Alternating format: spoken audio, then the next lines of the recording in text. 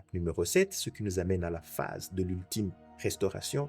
Genèse 1, versets 9 à 11 nous dit, Dieu dit que les eaux qui sont au-dessous du ciel se rassemblent en un seul lieu et que le sec paraisse. Et cela fut ainsi. Dieu dit que la terre produise de la verdure, de l'herbe portant de la semence, des arbres fruitiers donnant du fruit selon leur espèce et ayant en eux leur semence sur la terre. On y est, l'image de la résurrection ultime. Imaginez la scène. Cette terre qui était noyée sous des eaux du jugement et du chaos est soudainement soulevée, arrachée à la mort liquide. Elle émerge, le sec apparaît et instantanément, cette surface stérile se couvre d'une végétation éclatante, vivante, qui foisonne. C'est l'image la plus parfaite de notre propre cheminement. On est tiré de la mort et de la désolation. C'est pour être propulsé vers la vie et la fertilité.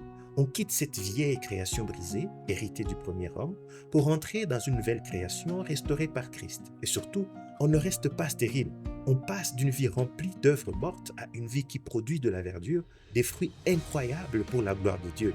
Quand on prend du recul, c'est à couper le souffle. L'ordre précis que Dieu a suivi jour après jour pour reconstruire l'univers lors de ces 6 jours de création, c'est le plan exact, l'empreinte digitale parfaite de l'œuvre de grâce qu'il accomplit aujourd'hui dans l'âme de chaque croyant. La restauration de la terre, c'est le brouillon de notre propre salut.